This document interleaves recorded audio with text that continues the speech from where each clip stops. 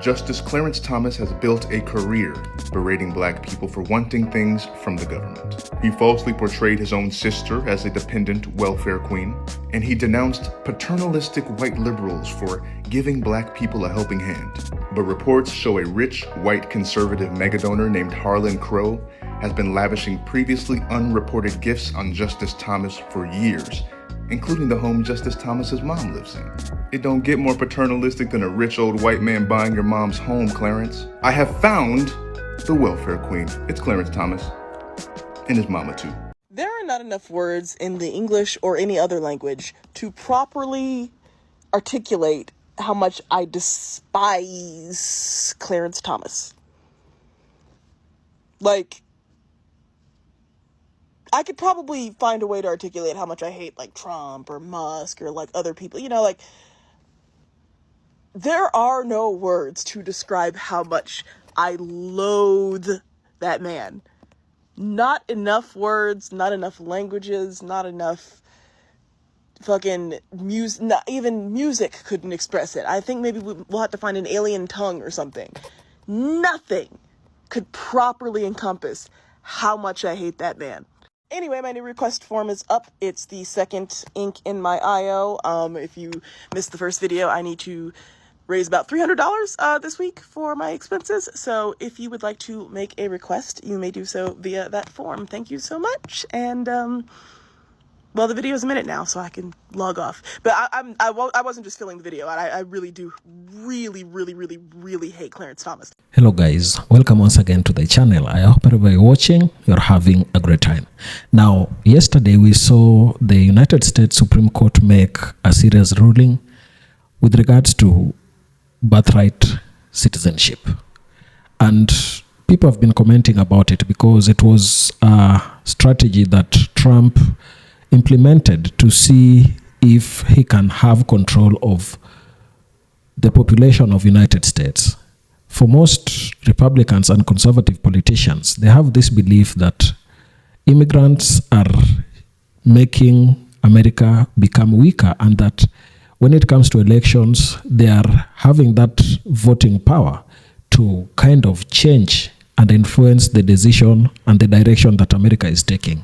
And therefore, for Trump, he was planning to have everybody who gained American citizenship through birth, when they are children of immigrants or people who stay in the United States temporarily. But the US Supreme Court disagreed with him and said they have to protect the constitutionality of birthright citizenship, because when someone is born, the jurisdiction within which he or she is born, the child automatically acquires the birthright citizenship of that place. And that has been talked about quite widely. But then Black Americans have also been giving their views about it. But we know that Justice Clarence Thomas gave a dissenting opinion where he attacked the Supreme Court or those who favored this ruling, saying that if America is not careful, the agenda of America will be taken over by people who do not have the American DNA in them. And I think he has a right to dissent. The only problem is that you look at the project about civil rights that every time are always brought to the Supreme Court. And one justice that has always been dissenting or opposing that right that is always given to minority groups is this same Justice Clarence Thomas. Black Americans are angry at him, and they are wondering when he will really understand that he's not a white justice. He's a black person who needs to be protecting people within the minority group. So I've compiled a series of clips here of Black Americans and even some white people speaking about the ramifications that the dissenting opinion by Justice Clarence Thomas has brought to the Black community. Take a listen to what is going on here. I shall come back in the end with my commentaries. Y'all, we got birthright citizenship. The Supreme Court just struck down that executive order from Wiggs R Us. In a landmark decision, 6-3, Barber versus Wiggs R Us, the Supreme Court says that executive order violated the 14th Amendment. This will permanently block the end to birthright citizenship, which means children born in the United States from non-U.S. citizens are U.S. citizens, are Americans. On the other hand, trans rights have been shot down. Transgendered athletes banned, upheld in the Supreme Court. Which basically means that if you're a trans woman, you can't compete in women's sports, and if you're a trans man, you can't compete in men's sports. I'm sorry, y'all. The Supreme Court also ruled in a 6-3 conservative majority that the National Republican Senatorial Committee, this is the FEC, says that there are no caps on how much political parties can spend on their candidates during elections. So prepare for the Republican Party to go ham during midterms. Now, we didn't get everything we wanted in these Supreme Court rulings. TPS status being taken from Haitians and Syrians is fucked up. I told y'all that may happen because they were going to give Wigs R Us that and give us birthright citizenship. Now let's see how Wigs R Us reacts to these rulings. I think people surprised that Clarence Thomas wrote a 90-page dissent when it came to birthright citizenship are just surprised because they ain't never seen no real coonin before. I mean, Clarence Thomas is your everyday run-of-the-mill coon. There are a ton of him in the South. I could go up to the local Publix and find probably 10 of Clarence Thomas's shopping at that damn local Publix, okay? And also, let me tell you this, it's so interesting because everybody that has a regular job, like I'm not a content creator full-time. I have a regular working class job where I work with a lot of regular working class people, okay? And everybody at their job, not saying my job that I have now, but everybody at their job everybody knows that one coon in the workplace. And it's so interesting because Justice Jackson, like, of course, she wrote her dissenting opinion, but then she also had a separate section where she gathered Clarence Thomas and his race and color blindness theory. That's the thing. Clarence Thomas is one of those black folks where people are like, oh my gosh, I don't understand how he blah, blah, blah. White supremacy is a multinational ideology, and Clarence Thomas has a PhD in it, honey. Supreme Court upheld birthright citizenship today, as they should have. It was not 9-0. It was not. It was a 6-3 decision. 3 of these justices would have decided differently. That's problematic. If you're not used to reading Supreme Court cases, you don't really understand how it works. What happens is somebody gets assigned, they make a decision, somebody gets assigned to write the decision, and then whoever can sign on to that decision, okay? So in this case, Justice Roberts wrote the decision and 4 other justices signed on to it. In addition, another justice, Kavanaugh, decided he agreed with the judgment, so he signed on to the judgment, but he wrote his own concurring opinion, which usually means, and I haven't read all of these, it is 194 pages total with everybody's concurrence and dissents. Usually it means that you agree on how it came out, but you would have got there a different way, okay, or your logic would have been different. 3 justices dissented, and that is Gorsuch, Alito, obviously, and Thomas, obviously. 3 of these justices would have decided this case differently and done away with birthright citizenship. The Constitution is complicated. There's a lot of nuance in it, and there's a lot to be deciphered. The Citizenship Clause is one of the more clear portions of the Constitution. So while this was decided correctly, thank goodness, it's troubling to me that 3 of them would have decided differently. Supreme Court Justice Clarence Thomas, coming straight from the Republicans' office. Hey, let's talk about it. Oh yeah, that's right.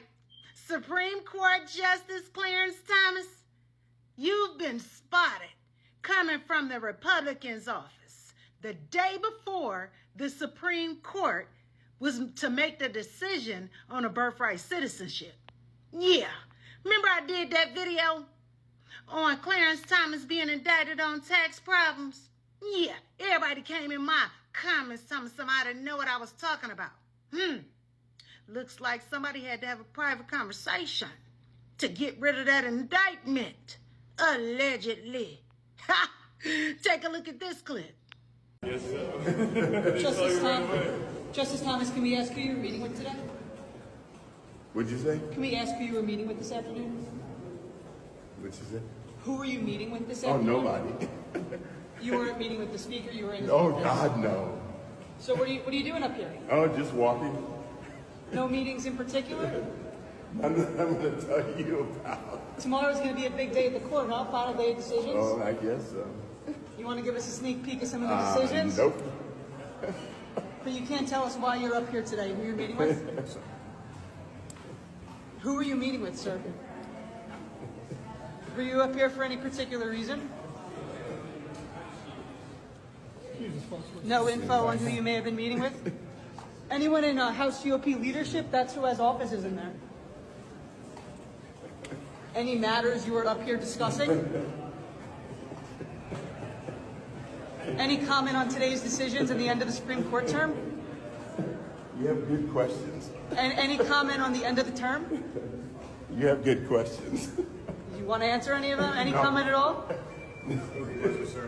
Thank you, sir. Yeah, he gonna try to act like he couldn't hear her. Turn that damn hearing aid up. I'm sure you got a grant for that too. On the backs of blacks. Sneaky, no good. No good at all. And remember, I said allegedly. Don't come for me. I ain't got no damn money. Drop down in the comments how you feel about Supreme Court Justice Clarence Thomas Sneaky Link.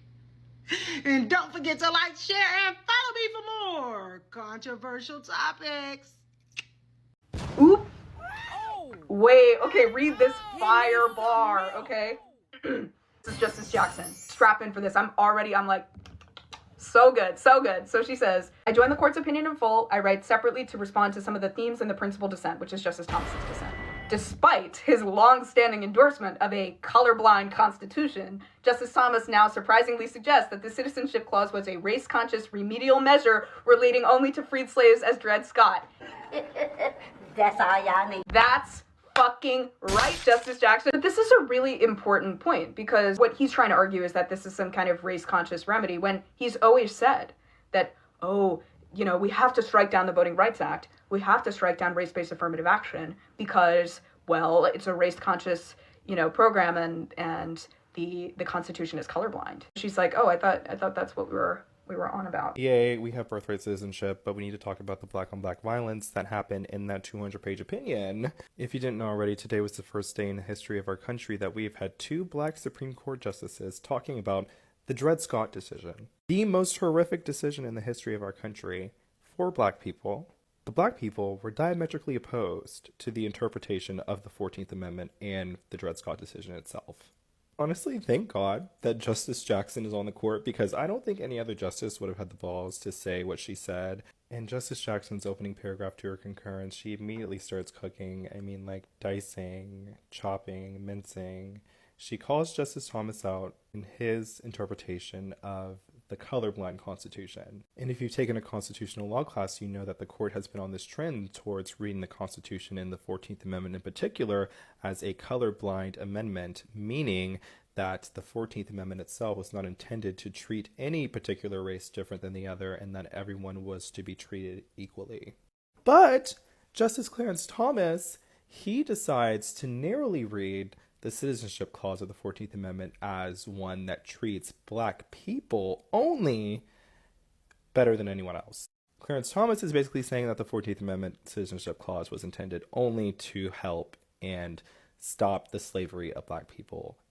Justice Jackson rightly highlights how contradictory that interpretation of the Constitution is, saying Justice Thomas now surprisingly suggests that the Citizenship Clause was a race-conscious remedial measure relating only to freed slaves such as Dred Scott and those who shared with them certain characteristics, basically everybody who was black. Like, she just knew she ate with that one. She knew.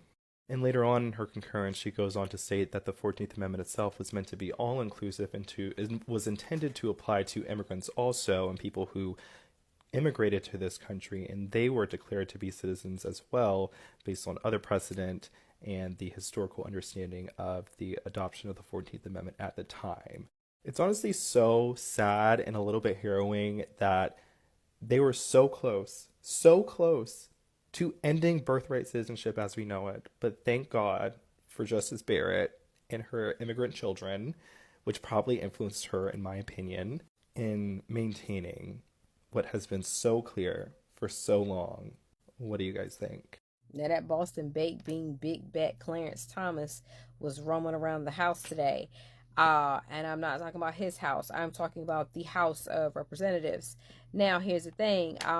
There was a reporter that was trying to get information as to why he was there, because, you know, it's real odd to see members of his party walking around, just strolling, just taking a walk. Yeah. What today? What'd you say? Can we ask who you were meeting with this afternoon? What'd you say?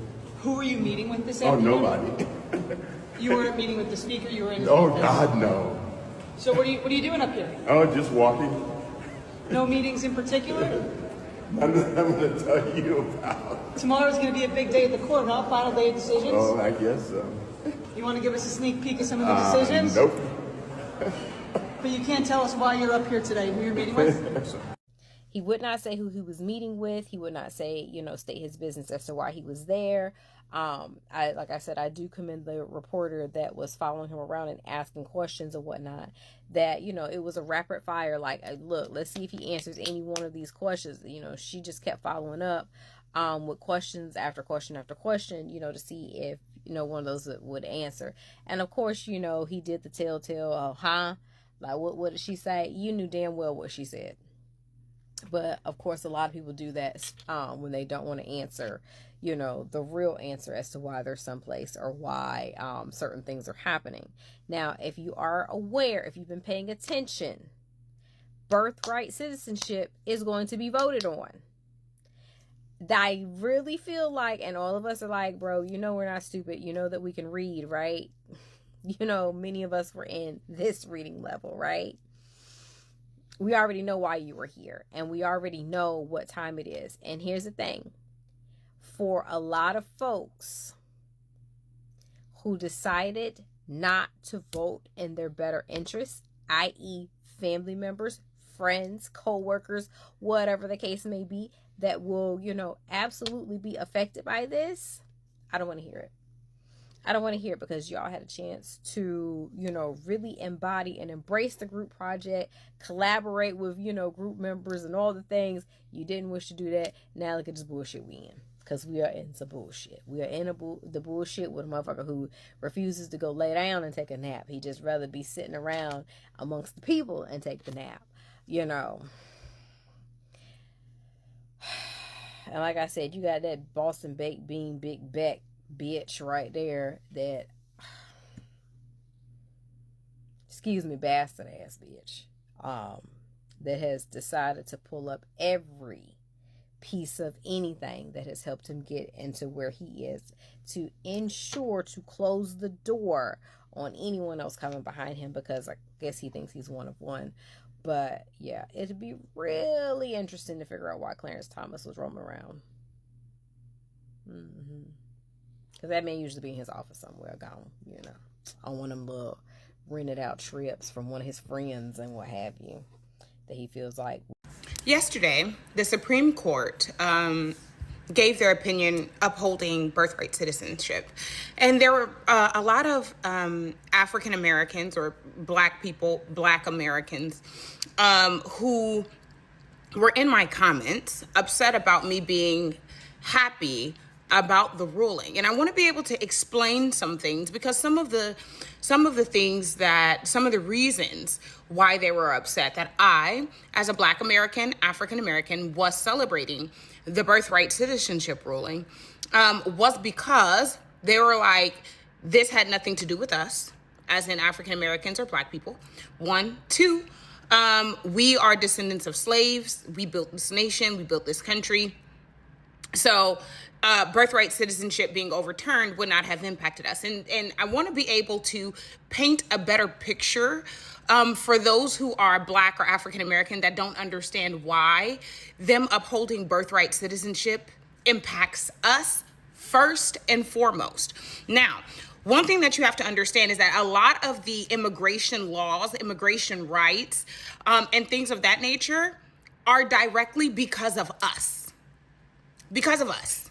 We were mass immigrants, okay? To put it in terms that are simple for people to be able to understand a one-in-one, okay?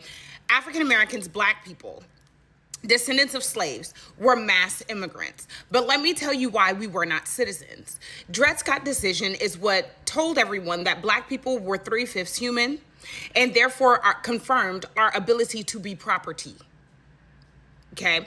They removed our humanization and marked us as property. We had a $ value to each of us. We could not vote. We could not be in the town square. We could not read. We were not governed by laws where decisions could be made because we had no decisions. The laws that governed us, our people, our ancestors, were slave laws, also known as property laws. Property laws. That's why when we ran away, we could be returned to our owner. To our owner, okay? So, what did the 14th Amendment do? It gave us citizenship. That's what it did, right? It gave us citizenship. And what people need to understand is that all the way up to the War for Independence, there was mass discussions about sending slaves or descendants of slaves back to Africa. So while we are so far removed, I want you to know that the reason why white people, some of them, state you should return back to Africa is because that's always been a thing. So I'm going to help readjust your mentality in that they never saw Black people as being owners of the American dream, owners of America, period, right? So you have Dred Scott that's going on, right? The reason why they stopped trying to send us back when the War for Independence was going on is because we could be utilized to win. Post-win, all the way up to the Emancipation Proclamation. There was already discussions, once again, not amongst the slave owners, because they were never trying to let us go. But for those that were a part of the abolitionist movement, stuff like that, they were like, yeah, they should be freed. They should not live next to us, but they should be freed. So if we free them, what should we do then? We should send them back. We should send them back. All the way up to the Civil War. Now, by the time you see the Civil War coming on the scene, right, Emancipation Proclamation is rising up. You have nationally acclaimed Black leaders. There was a Black leader that was for us going back, found out the Civil War's finna happen. He said, oh, no, this is our land. Okay, no, we're part owners. We're not going anywhere. We're not going anywhere. We're gonna stay put right here. We're going to stay put right here. And we're gonna fight for our stuff because we built this. We don't know that. We were open to go and find out about it. But now since y'all got something different on the table, we gonna go ahead and sit real tight. Okay, we're gonna fight, we're gonna hunker down, we're gonna go ahead and grind this out to try to figure out what does freedom look like for us, for a land that we know, for oil that we've toiled, for soil that we have bled in. We're gonna stay here. And even after that, we still weren't considered citizens. We still weren't having the rights to be able to vote, my friend. We still were not considered to be Americans. In March is the 14th Amendment, birthright citizenship. That means that if you were born on this soil, you are an American citizen. So what gave us citizenship was the fact that we were born on the soil, not the fact that we were born to Americans, because we were never American until after the 14th Amendment. And I need you to grasp that. So while you have some people that say, oh, this has nothing to do with Black people because we're the descendants of slaves, I need you to understand what you are saying. Yes, we are the descendants of slaves, not Americans. You tracking? So while they're saying in our face, oh, Black people, you're safe, this has nothing to do with you, the 14th Amendment has everything to do with us. because I mark myself American, not because my ancestors were American, but because the 14th Amendment said that my ancestors were born on this soil and therefore they are American. Period. Hope I cleared that up for you, my friend.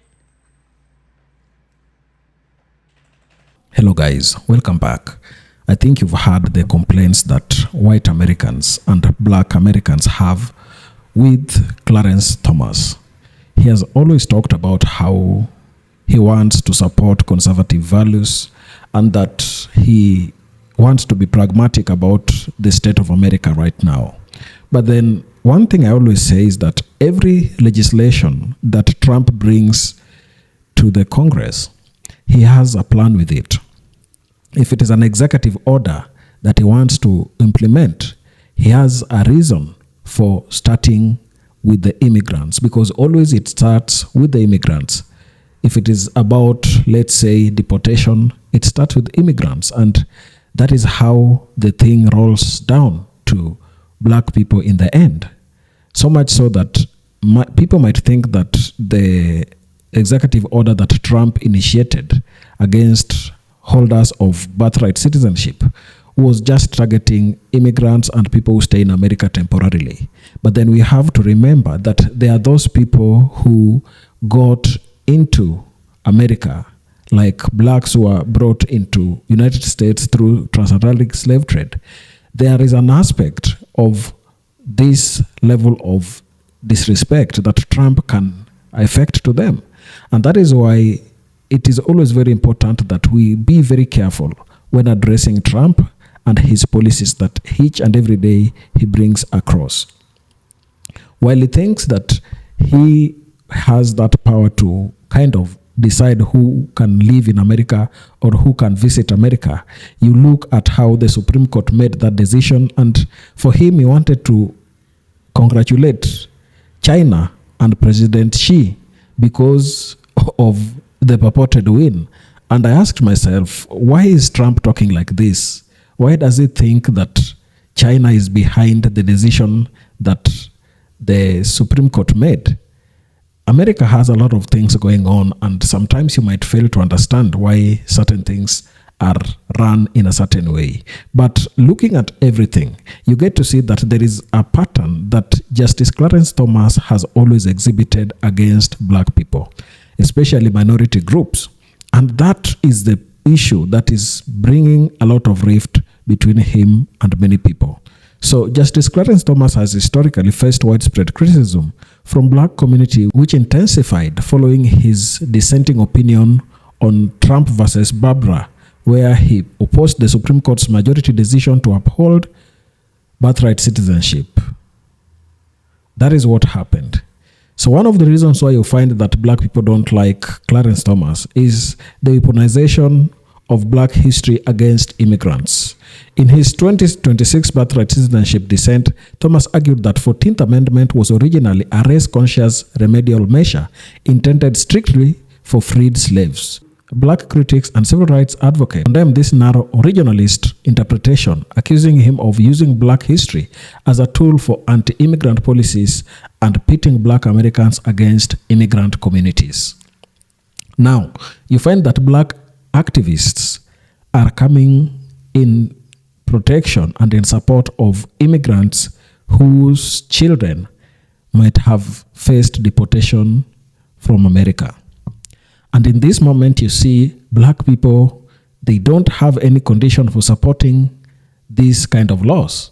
They just support because they don't want any group of people in America to be discriminated against. And that is when you will realize that black people always talk about issues affecting everybody, not just them alone. Then a moment will come when an immigrant or someone who is within the immigrant community will start disrespecting black community. For example, you remember the Asian American issue where the boycott was targeting Asian-owned businesses. And it was becoming very clear that blacks have been disrespected by a people who have lived in America just because of the fight blacks have had each and every day. You look at that and ask yourself, why does Clarence Thomas always seem to be so much against the decisions that protect immigrants and also protect black people.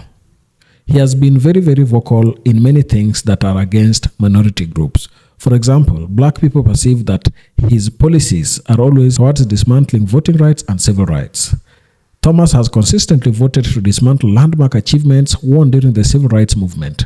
Most notably, he provided a crucial vote in the 2013 case Shelby County versus Holder, which gutted key provisions of the Voting Rights Act of 1965, a law for which countless black Americans fought, bled, and died to secure political representation. He has also been very vocal about opposition against affirmative action and social safety nets. Despite benefiting from affirmative action to attend Yale Law School, Thomas led the conservative majority in striking down race-conscious college admissions in 2023.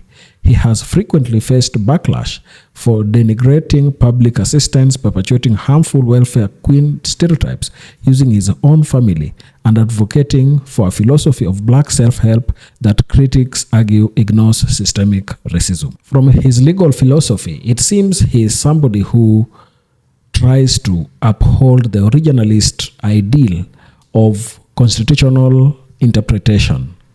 But we know from the onset that things like the voting rights that were fought for by black people during the civil rights movement, they were also against originalist aspect of constitutional interpretation. Because if we go by the hard facts of what was there in the Constitution, then black people were not allowed to be voters. Blacks would still be used as slaves.